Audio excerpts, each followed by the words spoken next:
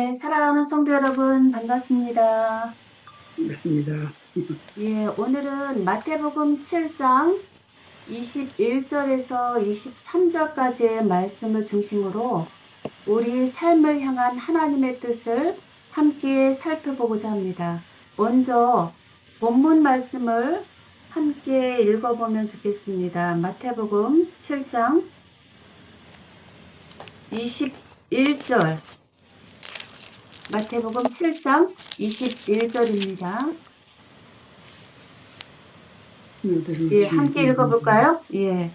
나더러 주여 주님을 주여 주여 하는 주여 하는 하는 자마다 자마다 천국에 다 천국에 들어갈 것이 들어갈 아니요 것이 아니요 다만 다만 하늘에 하늘에 계신 계신 내 내 아버지의 아버지의 뜻대로 뜻대로 행하는 행하는 자는 자라야 들어가리라. 야 예. 이 말씀은 예수님께서 산상수훈을 마무리하시면서 주신 결론의 말씀이죠. 동시에 이거는 성경 전체를 관통하는 아주 중요한 진리를 담고 있습니다. 하나님께서 단지 입술로만 주님을 고백하는 신앙이 아니라 어떤 삶을 원하신다고요? 하나님의 뜻을 따라 살아가는 삶을 원하신다는 거죠. 그래서 이 말씀은 우리 모두에게 매우 중요한 질문을 던집니다. 나는 정말 하나님의 뜻대로 살아가고 있는가? 나의 신앙은 말에만 머물러 있는가? 아니면 삶으로 나타나고 있는가?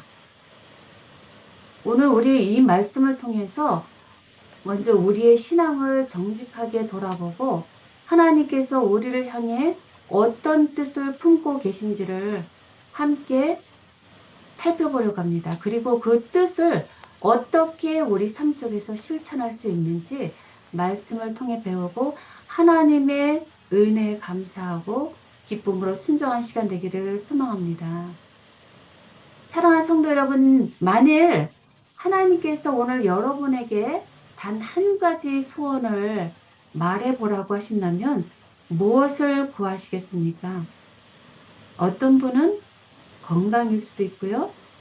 가정의 평안일 수도 있고요. 사람마다 대답이 다 다르겠죠. 그러나 한 가지는 분명해요. 우리 모두는 무엇을 원하나요? 복을 원합니다. 아무도 불행을 원하지 않고요.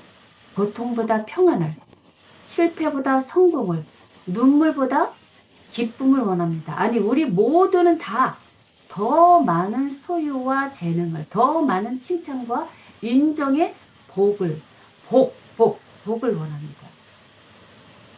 그런데 우리는 한 가지 질문을 할 수 있습니다. 과연 내가 생각하는 복이 하나님께서 말씀하시는 복과 같은 것인가 하는 것입니다. 예수님께서 공생애를 시작하면서 가장 먼저 선포하신 말씀이 무엇일까요? 바로 회개하라, 천국이 가까웠니라, 가까이 왔느니라 였습니다. 이 말씀은 단순히 천국에 갈 날이 가까웠다라는 뜻이 아니죠. 하나님 나라가 예수님 안에서 이미 시작되었다라는 선언입니다.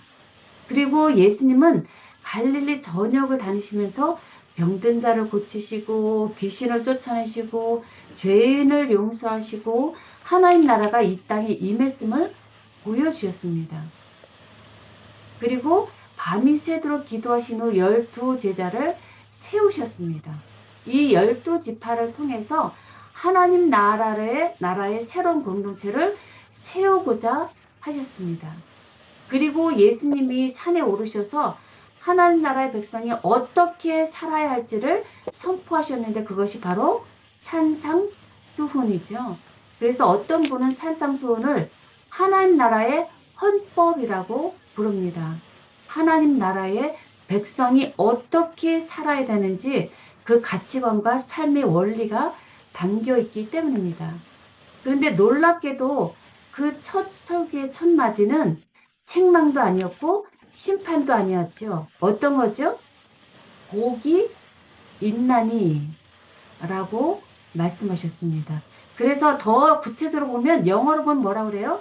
blessed, are the who 이렇게 8번을 blessed, 복이 있나니 라고 말씀하셨습니다. 왜일까요? 하나님은 우리를 심판하시는 것이 아니라 복을 주시기를 기뻐하시는 아버지시기 때문입니다. 하나님의 마음은 언제나 우리에게 생명과 은혜와 회복과 축복을 주시기를 원하신다는 것입니다. 그런데 산상수훈의 마지막에 이르러서 예수님 우리를 깜짝 놀라게 하시는 말씀을 하시는데요. 바로 오늘 주제 성경절 마태복음 7장 21절에 나더러 주여 주여 하는 자마다 천국에 다 들어갈 것이 아니요 다만 어떤 자라에 들어간다고 천국에 들어간다고 말씀하셨죠? 아버지의 뜻대로 행하는 예, 내 아버지의 뜻대로 행하는 자라야 들어갈 수 있다라는 것이죠. 그래서 산상수훈은 복이 있나니라고 시작해서 아버지의 뜻대로 행하라 라고 끝이 납니다. 그렇다면 하나님께서 말씀하시는 참된 복은 무엇일까요? 하나님이 주길 원하시는 복과 우리가 기대하는 복은 과연 일치하고 있을까요? 성경이 말하는 참된 복은 단지 말씀을 듣기만 하는 사람이 아니라 결국 아버지의 뜻 안에서 살아가는 사람에게 주어지는 복이다 라고 말씀하십니다. 그래서 오늘 주님은 우리 한 사람 한 사람 각자에게 물으십니다. 너는 나를 주님이라고 부르기만 하는가? 아니면 정말 나를 주님으로 모시는 삶으로 살아가고 있는가? 이 질문을 붙들고 오늘 말씀으로 함께 들어가 보도록 하겠습니다. 사랑하는 성도 여러분, 이 말씀을 처음 들은 사람들이 얼마나 충격을 받았을까요? 예수님께서 구체적으로 이 말씀을 하신 분들에게는 누구냐면 하나님을 모르는 사람들에게 주신 것이 아니라 교회 밖의 사람들이 아니라 오히려 누구보다도 신앙생활을 열심히 하는 사람들에게 주어진 말씀이었습니다. 그들은 어떻게 했어요? 예수님을 주여 주여라고 불렀습니다. 주의 이름으로 예언도 했고요. 귀신도 쫓아냈고요. 많은 권능도 했고요. 겉으로 보면 누구나 인정할 만한 훌륭한 신앙인들이었습니다. 그런데 예수님은 마지막 날 그들에게 어떤 말씀을 하세요? 내가 너희를 도무지 알지 못하니 불법을 행하는 자들아 내게서 떠나가라 라고 말씀하십니다. 그렇다면 무엇이 문제일까요? 그들은 예수님의 이름도 불렀고 예수님을 위해서 산다고 했습니다. 그러나 무엇이 문제예요? 예수님의 뜻에는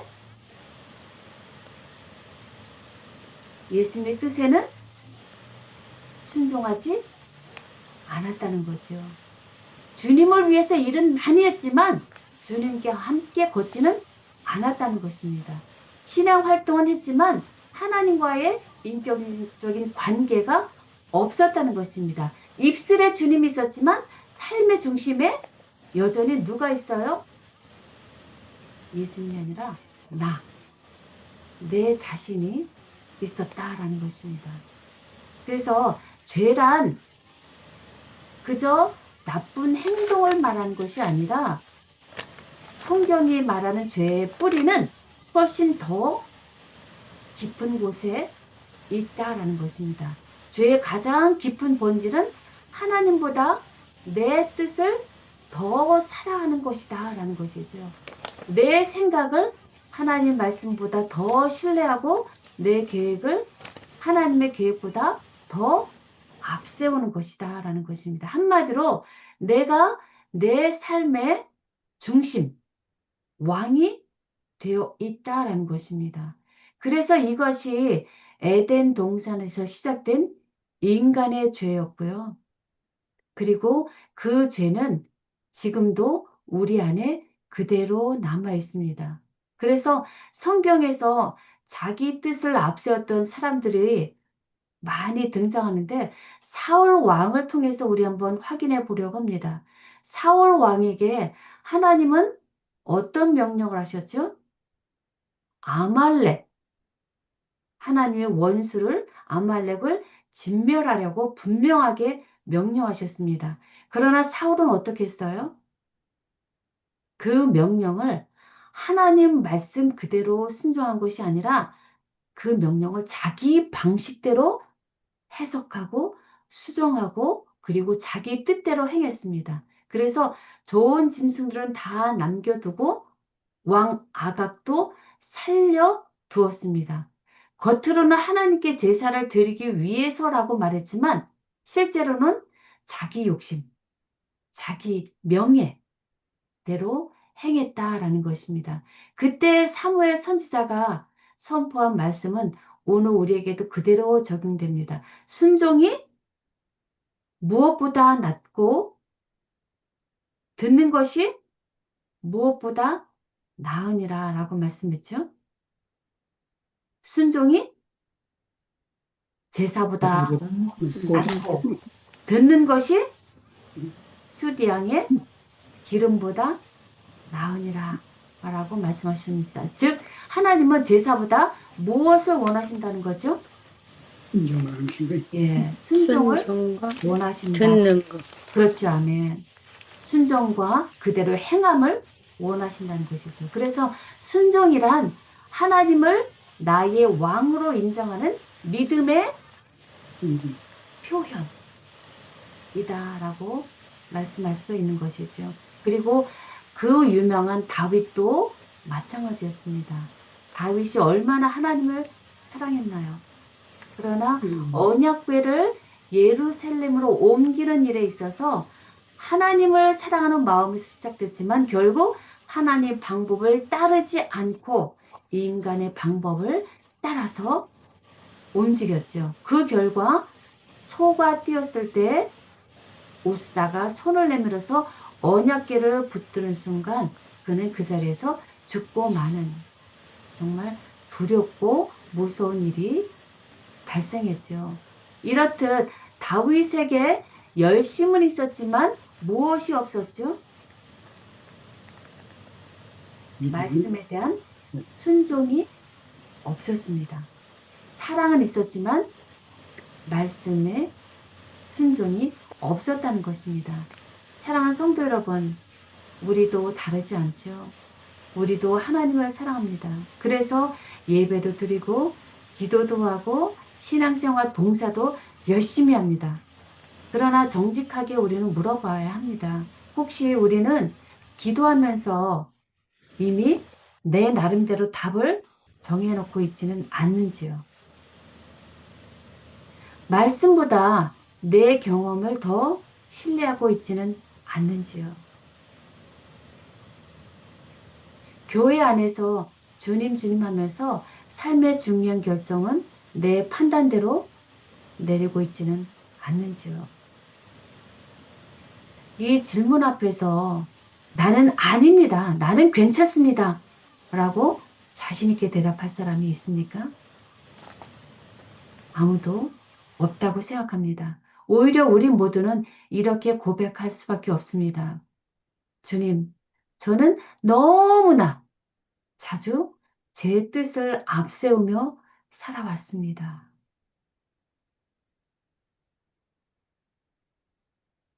그런데 놀라운 것은 예수님께서 이 말씀을 주신 것은 우리 자신을 들여다보고서 우리 스스로를 정죄하기 위해서 주신 것이 아니다라는 것입니다. 오히려 우리의 무능을 깨닫게 하시고 오히려 하나님의 은혜를 붙들게 하시기 위함이다라는 것입니다.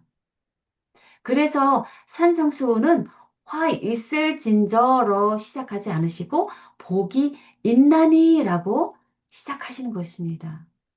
그래서 주여 주여라고 부르지만 아버지의 뜻대로 살지 않는 사람들에게 주시는 엄중한 경고라는 것입니다. 누구에게 경고를 주세요? 사랑하는 자녀에게. 그런 자들이 돌이켜서 하나님의 축복을 받기를 바라시는 하나님의 애타는 마음이 담긴 말씀이라는 것입니다. 그런 축복을 주기를 원하신다라는 하나님의 속마음을 우리가 생각하면서 그런 순종으로 나아가는 자들에게 하나님은 반드시 복을 주시기를 원하신다. 라는 것을 우리가 반드시 명심해야 될 줄 압니다.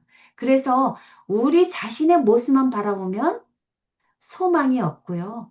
과연 나는 천국에 들어갈 수 있을까라는 두려움이 생기지만 우리는 반드시 산상수훈의 첫맞이를 다시 기억해야 합니다. 영어로 보면 더 정확히 알 수 있다고 아까 말씀드렸죠. Blessed are the poor in spirit. 이렇듯이 복이 있나니 라고 하는 것이 산상수훈에서 주시고자 하는 핵심이다 라는 것입니다. 그래서 하나님은 참된 행복이 무엇인지 우리에게 가르쳐 주시고 그 복된 길로 인도하시기 위해서 산상수훈을 주셨다라는 것입니다. 부모가 자녀를 사랑하기에 바른 길을 가르치듯이 하나님도 우리를 사랑하기에 천국 백성의 삶을 가르쳐 주시는 것입니다. 그래서 세상은 복을 소유해서 돈에서 건강에서 성공해서 찾지만 물론 그것도 우리가 정말 감사한 하나님께서 주시는 선물입니다. 그러나 예수님께서 말씀하시는 복은 훨씬 더 깊다라는 것이죠. 심령이 가난한 자가 복이 있다라고 말씀하십니다.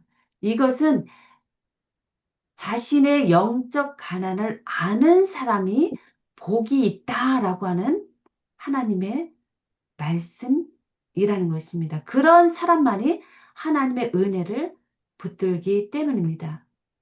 그리고 애통하는 자는 복이 있나니 그들이 위로를 받을 것이다 라고 말씀하셨는데 그런 자들에게 자신의 죄를 보고 아파하는 자들에게 하나님께서 위로를 주겠다라고 하는 약속의 말씀입니다. 그래서 팔복은 이런 사람이 되어야 복을 받는다라는 조건이 아니다라는 것입니다. 오히려 하나님께서 우리를 이런 사람으로 변화시켜 주시겠다라고 하는 약속입니다. 우리는 스스로 심령이 가난해질 수도 없고요. 스스로 온유해질 수도 없습니다. 그러나 하나님께서 예수 그리스도 안에서 우리를 그렇게 빚어 가시겠다라고 하는 약속의 말씀입니다. 그리고 예수님은 산상수훈 가운데 또 하나의 놀라운 말씀을 하시는데요. 너희 하늘 아버지께서 이 모든 것이 너희에게 있어야 될 줄을 안녕하시죠. 아시니라. 이미 하나님께서 아신다는 것입니다. 우리의 내일을 걱정하고 경제를 걱정하고 건강과 자녀와 미래에 대한 걱정까지 하나님은 다 아신다라는 것입니다. 우리보다 먼저 우리의 연약함과 우리의 걱정과 우리의 소망까지 다 아시고 우리보다 더 깊이 이해하시는 분이 바로 우리의 네, 아버지다라는 것입니다. 그리고 우리보다 더 좋은 것을 시겠다. 준비하시는 분이 바로 우리의 하나님 아버지시다라는 것입니다. 그래서 예수님은 먼저 염려를 너희 스스로 해결하라 라고 하지 않으시고 이렇게 약속하십니다. 마태복음 6장 33절입니다. 그런즉 너희는 먼저 그의 나라와 그의 의를 구하라. 그리하면 이 모든 것을 너희에게 더하시리라. 아멘. 네, 감사합니다. 먼저 하나님을 선택하면 하나님께서 우리의 삶을 책임지시겠다 라고 하는 약속입니다. 먼저 하나님의 뜻을 구하면 하나님께서 가장 좋은 길로 인도하시겠다. 이것이 하나님 나라의 원리라는 것입니다. 그리고 예수님은 산상수훈을 마무리하시면서 영원히 잊지 말아야 할 중요한 교훈을 한 가지 비유로 들려주셨습니다. 마태복음 7장 24절에서 27절 말씀입니다. 그러므로 그러므로 누구든지 나의 이 말을 듣고 행하는 자는 그 집을 반석 위에 지은 지혜로운 사람 같으니 비가 내리고 창수가 나고 바람이 불어 그 집이 무너지지 아니하니 이는 지초를 반석 위에 놓은 연고요. 나의 이 말을 듣고 행치 아니하는 자는 그 집을 모래 위에 지은 사람 같으니 비가 내리고 창수가 나고 바람이 불어 그 집에 부딪힘에 무너지고 그 무너짐이 심하니라. 아멘. 네, 감사합니다. 예수님은 얼마나 이러한 비유를 통해서 우리에게 쉽게, 그러나 영원히 잊지 않도록 우리에게 아주 중요한 교훈을 각인시키기를 원하셨죠. 그래서 이 말씀에 따르면 두 사람이 등장하죠. 두 사람이 똑같이 무엇을 했어요? 예, 두 사람이 똑같이 무엇을 했죠? 원숭이 집을 집을 짓는 지었습니다. 걸 한 사람은 반석 위에, 다른 어, 사람은 모래 모래 위에 위에 지었습니다. 놀라운 것은 두 사람 모두 다 집을 지었고요. 순종이 두 사람 모두 똑같이 어떤 환경을 받게 되죠? 비를 맞고요. 홍수, 창수, 이런 폭풍, 태풍을 만났다라는 것입니다. 예수님은 믿는 사람에게도 폭풍이 반드시 있을 일어난다. 것을 보여주셨습니다. 폭풍이 없다고 말씀하지 않으신다는 것입니다. 신앙생활을 해도 여전히 우리에게도 원치 않는 질병이 찾아오고요. 경제적인 어려움도 찾아오게 되고요. 눈물 흘릴 일, 시험, 절망할 일도 생긴다라는 것입니다. 우리 각자에게 생기고 우리가 그것을 지금 겪고 있습니다. 그러나 결과가 다르다라는 것입니다. 어떤 결과 왔어요? 한 집은 무너졌고요. 한 집은 반석이 무너지지 경고했습니다. 않았습니다. 예, 무너지지 않았습니다. 누구든지 나의 이 말을 듣고 행하는 자는 그 집을 반석 위에 지은 예, 지혜로운 사람 같다라고 했습니다. 비가 내리고 창수가 나고 바람이 불어 그 집에 부딪히되 무너지지 아니하나니 이는 주초를 반석에 지은 걸 반석 위에 놓은 때문이다. 라고 말씀하셨습니다. 예수님은 폭풍이 오지 않는다고 약속하지 않으셨습니다. 그러나 무엇을 약속하셨어요? 무너지지 않는다. 무너지지 않게 해주겠다. 라고 약속하셨습니다. 어떤 자의 집이 무너지지 않는다고요? 반석이 진지 예, 7장 24절이요. 그 나의 이 말을 듣고 행하는 자, 나의 이 말을 듣고 행하는 자, 그 기초를 반석 위에 놓은 자가 반드시 무너지지 않을 것이다 라는 것입니다. 그런데 여기까지 말씀 들으면서 우리는 한 가지 정직한 질문 앞에 서게 됩니다. 과연 누가 예수님께서 말씀하신 마태복음 5장에서 7장까지에 있는 서술하신 말씀대로 그대로 듣고 행할 수 있느냐라는 것입니다. 누가 하나님의 뜻대로 살 수 있느냐라는 것입니다. 누가 원수령을 사랑할 수 있는가? 누가 오른편 뺨을 맞고도 왼편을 돌려댈 수 있습니까? 누가 하늘에 계신 너희 아버지 온전하심과 같이 너희도 온전하라 라고 하는 그런 높은 기준 앞에 설 수 있느냐라는 것입니다. 우리는 솔직해야 합니다. 우리는 무엇을 먹을까? 무엇을 마실까? 무엇을 입을까? 걱정하면서 살아가지 타인의 유익을 먼저 구하지 않습니다. 원수를 사랑하지 못합니다. 우리에게는 그런 능력이 없습니다. 말씀을 듣고 감동할 수는 있습니다. 결심도 할 수 있어요. 그러나 우리의 결심만으로는 우리의 본성을 바꿀 수 없습니다. 물론 말씀대로 살고 싶지만 어느새 또 내 뜻이 앞서는 우리 자신을 발견합니다. 그래서 산상수훈은 우리를 정죄하기 위해 주신 말씀이 아니라 우리의 한계를 드러내서 예수 그리스도께로 우리를 인도하시는 말씀입니다. 예수님은 산상수훈을 가르치시는 분이실 뿐만 아니라 산상수훈을 완전히 이루신 분이십니다. 팔복의 모습을 가장 먼저 사신 분도 예수님이십니다. 원수를 끝까지 사랑하신 분도 예수님이십니다.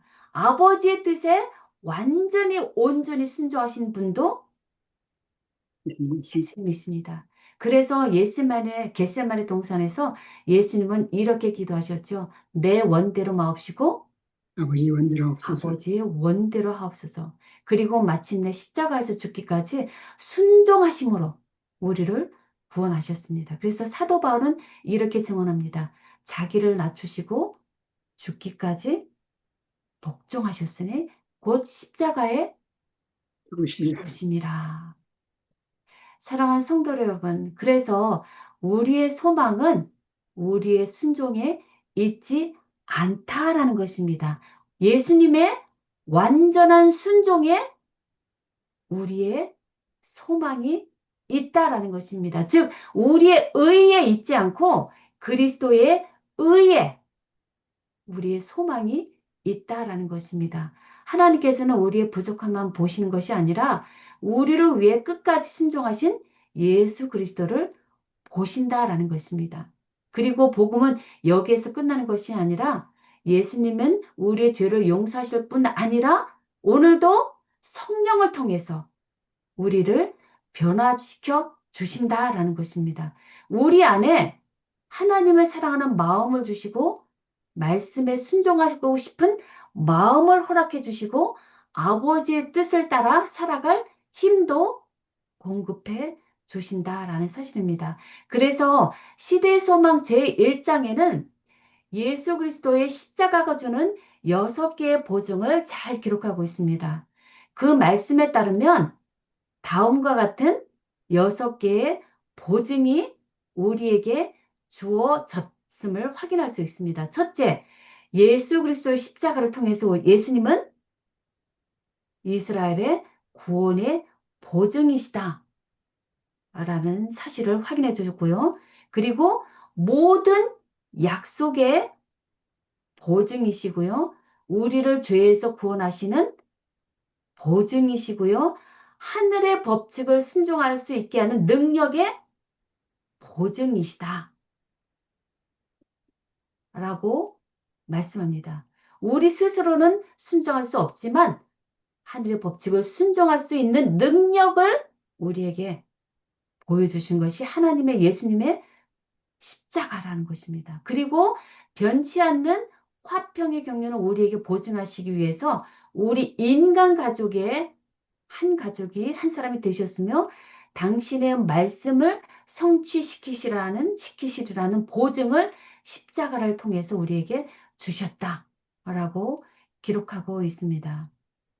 그러므로 순종은 우리 스스로 만들어내는 행위가 아니라 예수님과 동행하는 삶 속에서 맺히는 성령의 열매이다 라는 사실입니다. 얼마나 이것은 우리에게 위로가 됩니까? 얼마나 무거운 짐을 내려놓게 하는 복음인지요. 그렇다면 반석은 무엇일까요? 반석 위에 집을 지은 자는 무너지지 않는다고 했습니다. 반석이 무엇인지 사도 바울이 예수님, 분명하게 말씀했죠.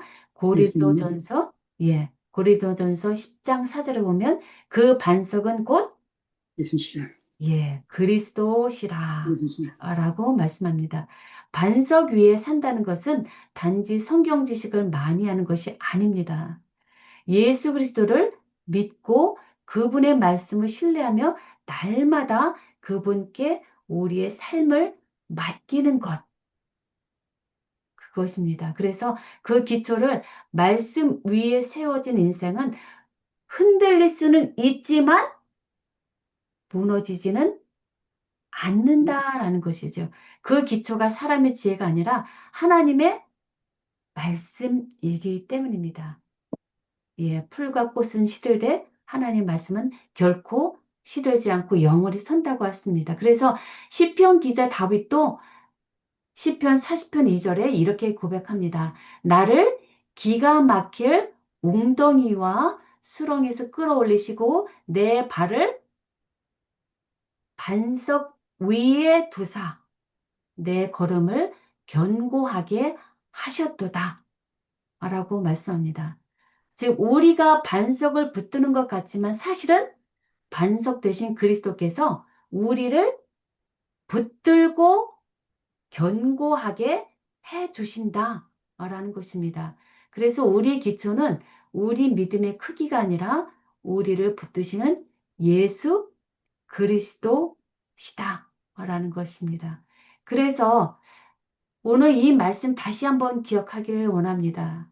얼마나 엄중한 예수님 말씀인지 다시 한번 기억하길 원합니다.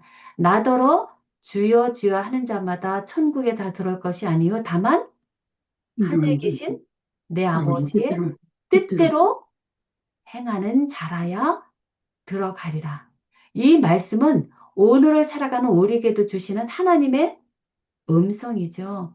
그래서 결국 하나님의 뜻대로 아버지 뜻대로 행하라는 말씀은 우리에게 완전한 사람이 되라는 요구가 아니라 우리의 힘으로 하나님의 뜻을 이루라는 명령이 아니라 오히려 어떻게 해요?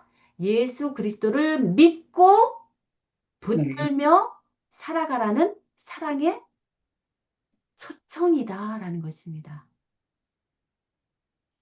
예수 그리스도를 믿고 붙들며 살아가는 것만이 온전한 우리의 해결책이다라는 것입니다. 그래서 하나님 뜻은 뭐예요?